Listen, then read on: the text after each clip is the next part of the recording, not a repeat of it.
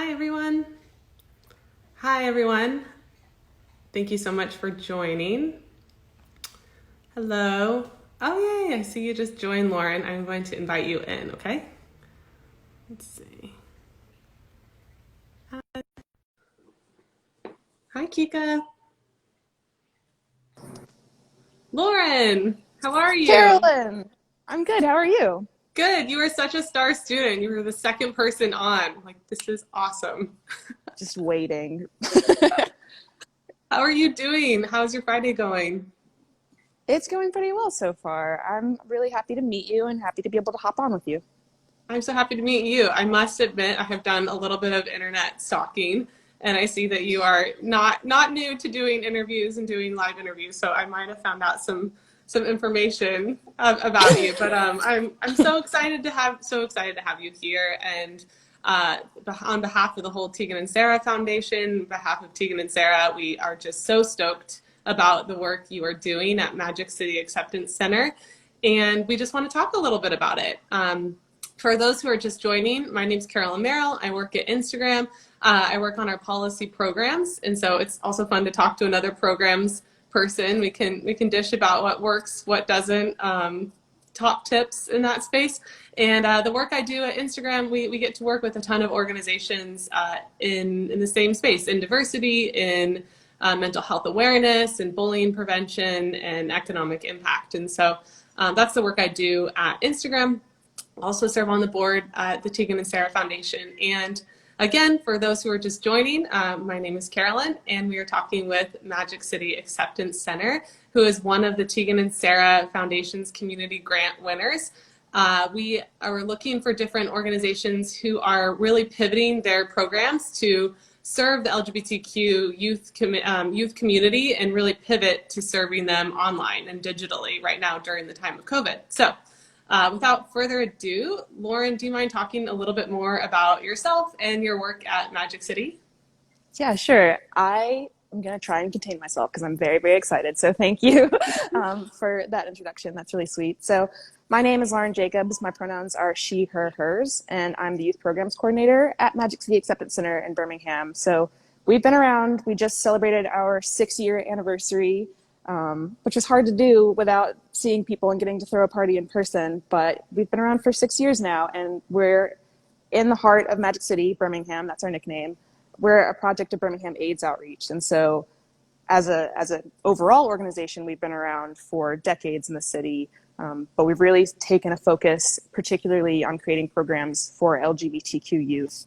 We've taken a focus on trying to go into schools around the area. We have this lovely building. It's our third building that we've ever moved into with our beautiful rainbow coordinated bookshelf. And it's our third building because we keep growing. Wow. People are surprised that we even really have programs in Birmingham, but the reality is that we've served over 1,200 young people in those 6 years, and we're Wow. growing all the time. So we need the space. So are you guys good there? Or are you guys looking for more space soon as well? Right now, it's kind of sad because it feels like there's too much space. We've transitioned all of our programs online, and that's hugely in support from Tegan and Sara Foundation that we've been able to do that. So right now we're good, but I think we've moved every 2 years. So two Oh. years from now, we'll probably need a bigger boat. I have to say, I love the color coordination of the books as well. Like the person to me that loves things organized, I really appreciate the colors of the rainbow going across, is the details. So a little bit for two questions. One, when you talk about most people could be surprised that you exist in Birmingham, Alabama. Actually, when I was looking through the different lists of recipients, I was drawn to that immediately. I thought this is super interesting to have this in the space. I grew up as a super religious household, then was wrestling with my sexuality and really just trying to square those things. I imagine there is a lot of religion in the South and just different opposing viewpoints. And some people might be shocked that this exists. And I would love to just know from your own opinion, as someone who's born and raised, I know that you are born and raised in Birmingham, what is the queer community like? And what has been your experience, if you feel comfortable sharing, growing up as identifying as queer? Yeah. So I'm from here. I have lived here all of my life except for the 4 years that I went to the University of Alabama, which got more Alabama than Birmingham is, if you can believe that. Wow. But the thing that I always tell people is that it feels like this weird balancing act trying to describe queer Alabama. I'm really, really defensive about the fact that we do have so much more than people expect us to have. We have so much more than our young people expect us to have. And that's always really heartbreaking, but exciting to get to tell them, no, in fact, we do have a lot going on. But it's this weird balancing act because at the same time, we have young people who enter our space who've said, I've never met another gay person before. I've never met another trans person before. Inevitably, someone will cross through the threshold and say, I'm really nervous to be in this space because I've never been in an LGBTQ youth space before. And I get to tell them that that is true for every single young person who's made it to this space. No one has ever been in an LGBTQ youth space in Birmingham before because this is the first one. So we have a huge community. I think the South gets looked down upon, but the South is actually, according to the Williams Institute, where the vast majority of LGBTQ people in the United States live and raise families. And so we have a lot more organizations. Yeah. It's a few years ago that study came out that said that really it's the South where you have the highest concentration of LGBTQ folks. And so for us, it's always been a huge part of our mission and our work to remind young people that if they want to be here, if they want to be in Birmingham, if they want to be in Alabama, if they want to raise families here, they have every right to thrive and live here and feel like they don't have to go somewhere else. We never begrudge anybody for feeling like they need to leave to be safe or feeling like they need to leave to chase whatever opportunity, but they should be able to live in the place that they're from and to be able to access community here and to be able to access programs. So it's a huge joy to get to connect them to all these other great organizations, all this great history that exists in this space. That, no one's ever taught us. No one's ever taught us that Alabama has queer history, but we do. Can you tell me some about it? Yeah, so there's actually a project that I'm really, really excited about. It's called the Invisible Histories Project, and it is a queer archival project of the South. And they've done programs with us for years and really gotten folks into contact with that education piece that we don't get to have. So they've collected Pride archives. They have big banners from our Pride celebrations across the state. They actually have a video of the very first Central Alabama Pride Parade in the 1980s. And what's cool about that video is that the things that they were talking about then are a lot of the things that we're still talking about and ended up being much more progressive than you would have necessarily thought. So putting folks into contact with that direct history, if you feel like there's never been anything in Alabama or there's never been anything in Birmingham, of course there has. Of course there are queer people here. It's just that we haven't gotten to hear their stories. So we're excited anytime we get to do that. Very cool. So I'm really curious about some of these programs. I read something about a unicorn pizza. What is the unicorn? Because I'm like, this is awesome. First of all, just the fact that you get to work at a place that's called Magic City, except it makes Instagram sound lame. Like you work at a place that, oh my gosh, Magic City.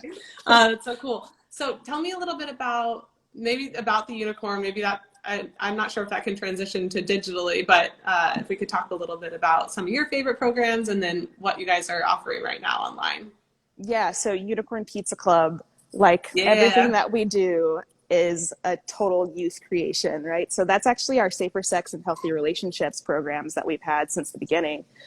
Being a part of an AIDS service organization, HIV and STI prevention and education has been at the heart of everything that we do. At the time that we started, the reason that we started was because that age range that we serve, 13 to 24, was where we were seeing the highest rates of new HIV infection. That particular age range. So it really is an important conversation for youth to have. So that first cohort decided to call it Unicorn Pizza Club, and we got pizza. It's kind of fun because you can just be like, Mom, I'm going to Unicorn Pizza Club. Meanwhile, there's condoms just everywhere, dental dams, what have you. And to be able to offer safer sex education in a state where so much of our education around safer sex is abstinence-based, if that. Most of our students say that they don't get any kind of safer sex ed in school. to be able to have just these safe four walls where people can ask the questions that they actually want to ask, they can talk about the experiences that they've actually had, has been a real game changer for us. So yeah, that's actually our oldest program. Outside of that, we do usually in person drop-in hours twice a week where people can come and just access the space as an after-school program where they're doing homework or they're not doing homework, and I don't really care because I'm not their mom, or they're doing art programs or self-care workshops with us with our partner called ACE that does really lovely self-care workshops. It's really kind of an honor that we get to be really responsive to whatever it is that our youth need in this space just by having a building. So now that we have closed because we're quarantining, we've just translated all of that online. And so like a lot of LGBTQ youth centers across the country, we're using Discord to connect to our young folks. And the really, really cool thing about that for us has been that we're getting to serve youth that have never been able to make it in person.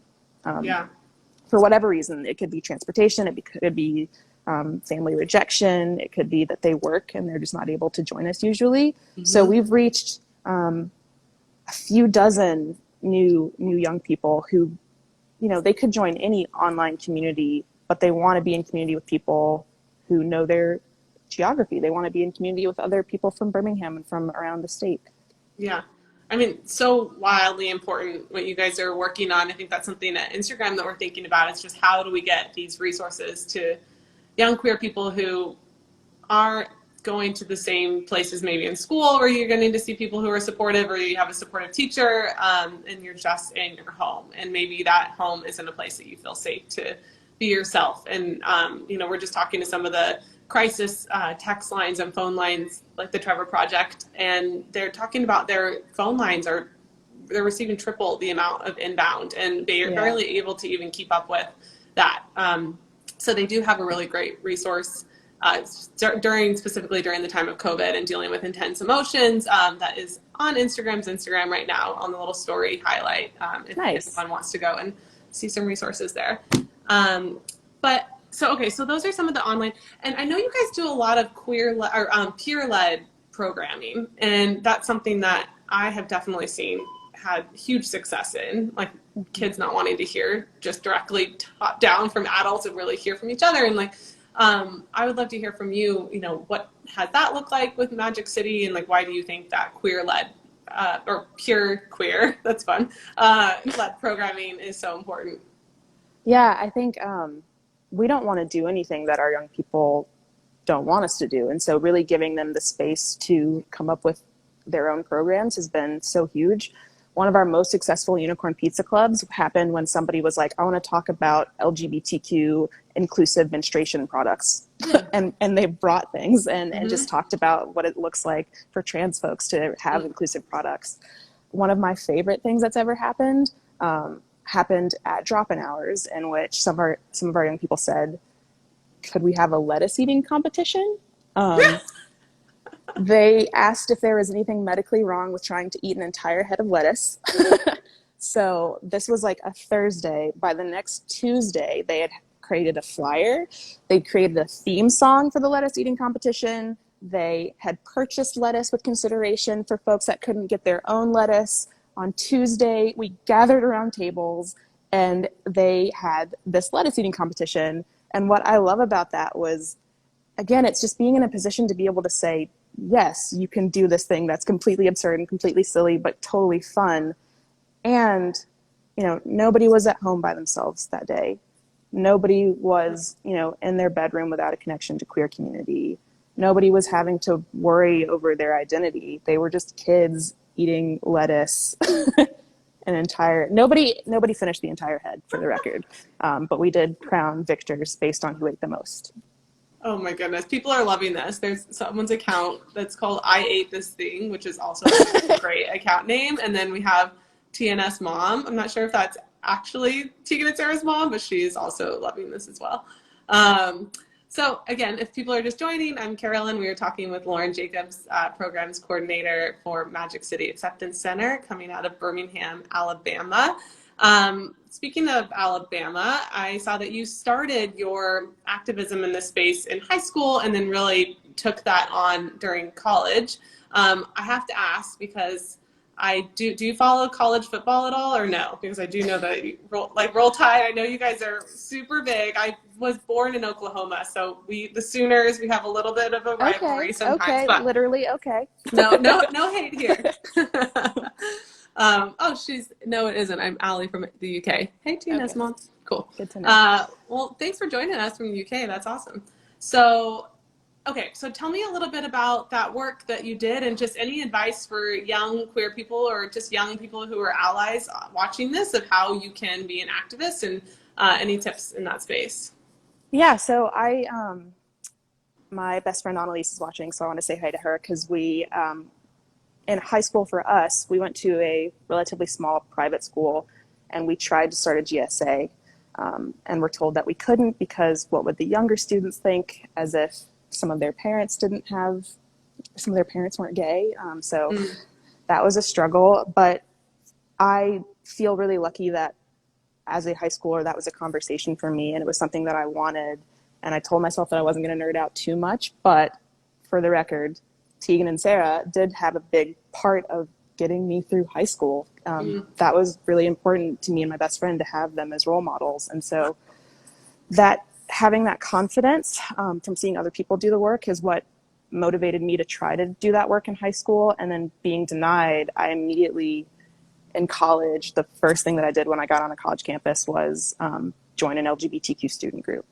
And so for me, college activism in the South is really where I had my first queer community and had that first impactful moment of walking into a space that I knew was queer space.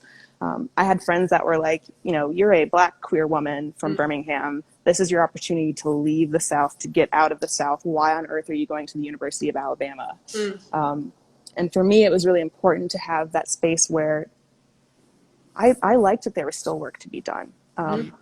What's surprising to people, again, in that balancing act of describing the South and describing Alabama in particular, is that the University of Alabama student group is almost 40 years old. It'll be 40 in a couple of years. So, when I was there, we would get messages asking, do you even have a student group? Is it even safe for LGBTQ people? So then again, that connection to the fact that, at least in terms of student organizing, Alabama was right on track with college campuses across the country. That's something that I wouldn't have known. And if I had known when I was younger, I would have felt really, really proud of, and I would have felt much more connected to my state about. Yeah. If there's one thing I'm taking from this is that there are loud and proud queers in Alabama, and that people can find that community, and especially at the Magic City Acceptance Center. A couple more questions. I saw that I was really interested about the Alabama Bound documentary. And I watched the trailer. I'm like, I want to watch the whole thing about this. Can you talk about what that is, your involvement, and where people can see it? Yeah, that was something for me that kind of was another great thing that just happened to happen. Right as I was graduating from UA, I graduated with a film degree, and was still having that conversation with myself again about, do I go elsewhere and should I be looking at other spaces? I happened to meet Carolyn and then later Laura Embry, who are the directors of this film called Alabama Bound. And we filmed over a dozen lesbian families across the state. We traveled for, I think, 2 or 3 years. Wow. And we happened to catch, because we were still recording at the time, we happened to catch the moment that Alabama passed marriage equality, which was a huge surprise. We were number 38, technically. But it was really cool to be able to connect to those folks and to tell those stories and tell them in a way that was authentic and produced by folks from Alabama. Yeah. Because I think oftentimes people want to ask us for our sob stories. In fact, that's actually something that happened. We had a production crew come to the Acceptance Center for one of our dances, and they specifically asked us to give them youth that could tell sob stories. Like, that was their verbiage. And again, the balancing is so difficult, because I want to say, yeah, there is a lot of pain here. There is a lot that could be better. There's a lot legislatively that we still need to do for protecting our LGBTQ folks. Thanks to the Supreme Court, that got a little bit easier this week. But no, I don't want to just give you sob stories so that people can look down on Alabama. Yes, we do need a lot of help. We do need a lot of funding to come flooding into the South. Again, thanks Tegan and Sara Foundation for that. But like that's not the narrative that needs to be pushed out. That doesn't help kids who are here and want to be here and want to feel good about where they live to tell sob stories. Yeah. Well, let's use this opportunity to tell a really good story.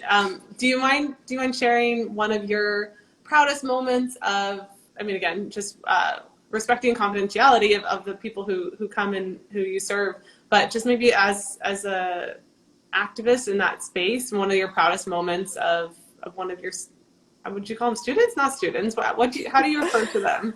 We always say youth, but I always put that extra emphasis on it because it's just a weird word to say our youth, our kiddos.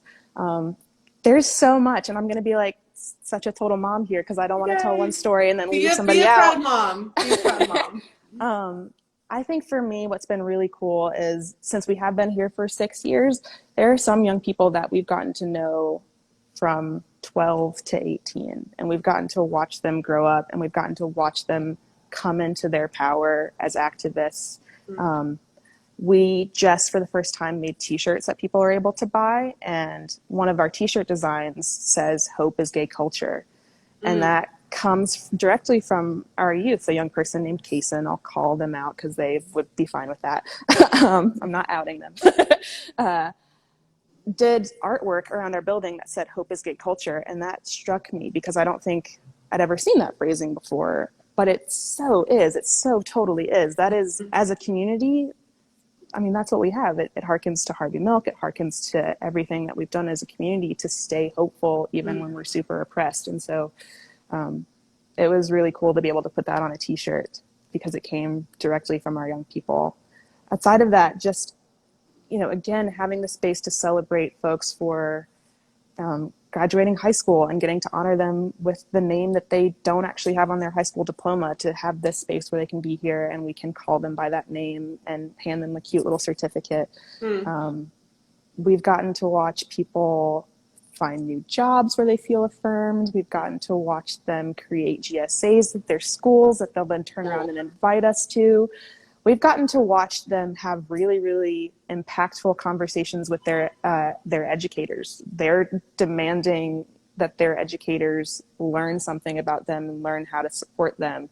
We've had students at one of our schools, they actually created a good teacher, bad teacher list. Ooh, I like it. Right? And it was incredible because I think a lot of people would see that and think that was mean-spirited of them, but they were like, no, we have the power to be able to talk about who is safe for us and about who's not safe for us, and to name that. So that was incredibly impactful. That's awesome. Can we still buy those shirts online or no? I think so. I think they might make them again. I know I said that and I was like, oh no, we need to have more t-shirts. Thanks for asking about that. Yeah, hope is gay culture. Also, TNS Mom, we see you. She said that Tegan and Sara gave her the courage to come out at 43, which is so cool. And also people are trolling me and saying, "Go UT," and doing hook 'em horns. It's like our biggest rival for the Sooners. So I see you. Oh no, I totally missed that. I should be watching the comments. My goodness. It's quite the skill to be looking at the comments and also doing this. But I have to say, it's been really cool. I don't know if you've spent much time on Instagram, but it has been really cool to see people using Instagram Live more and more during this time, which is kind of funny because it was something that we just didn't even really put much resources to, because many people weren't using it before COVID, and now I feel like people are using it a lot, which is cool. Okay, so today is also Juneteenth, which I am learning a ton about. Actually, at Facebook, they took the whole day off of meetings and they're just doing educational Q&As, and we just had one with Ava DuVernay and our head of diversity. It was so cool, and she was just talking about how she's changing the norm of just with only hiring female directors and like getting that supply in and like really just changing the norms. And but I was wondering, is this something that you are spending part of your day honoring, or do you mind talking a little bit about this for people who might not know what Juneteenth is? Yeah, also the Ava DuVernay thing is really, really cool, and I want to go back and watch it, especially considering one of those directors that she hired was one of my professors at UA. Again, Alabama, we have the Cool. occasional thing or two. But Very cool. so I'm glad that we're able to have this conversation on Juneteenth. I want to say that it was also super cool of y'all to offer to not in case we weren't working. I know a lot of workplaces are giving folks the day off, and that's been a relatively new conversation this year, thanks to a lot of activists who have raised it again. Yeah, I think for us, it's been cool to have conversations with our young people around Juneteenth. So we on Discord watched a video with them, and a lot of them shared that this was their first year hearing about Juneteenth and that they didn't really know much, but they've begun, like a lot of people, to want to give it attention. So yeah, it's the celebration of the last news of freedom reaching Texas 2 years after the Emancipation Proclamation. So being that we are Birmingham, we have a rich civil rights history. I mean, this is a city where children marched on the streets and were arrested, right? It's really, really lovely to be able to be here and celebrate that with community. So I know our Birmingham Civil Rights Institute is going to honor Dr. Angela Davis later online with a program. Our city just did a Black Lives Matter mural on one of our streets. So that's probably what I'm going to do. My mom and I are talking about going down there later this afternoon. That's awesome. Have you been to any of the protests that have been going on? And what has it been feeling like? It's good and exhausting. Yeah. I'm a Cancer, so I'm like in my feelings all the time. But this time period in particular has been so just exhausting. Like as a Black person, it is exhausting, and it's a time for grieving, but also there's so much hope, and all the things that are finally being addressed and finally being changed, which is also exhausting because it's frustrating to be like, yay, I want to celebrate this, but also why did it take this long? So there's a lot of mixed emotions, but I'm really looking forward to reconnecting with our youth around this. And we've had young people pop up at protests and get arrested, which has been a concern in particular for our trans youth. We've had some trans youth that were improperly held at the facilities where they were arrested based on the wrong gender. Thankfully, we actually have an in-house LGBTQ legal program at Birmingham AIDS Outreach. And so our attorneys have been amazing advocates for those folks. But you know, there's just so much to consider in this moment and so much care that needs to be given to this moment that as the Cancer Youth Programs Coordinator, mom vibe person, I do get a little overwhelmed, but I'm really glad that people are paying attention. Yeah.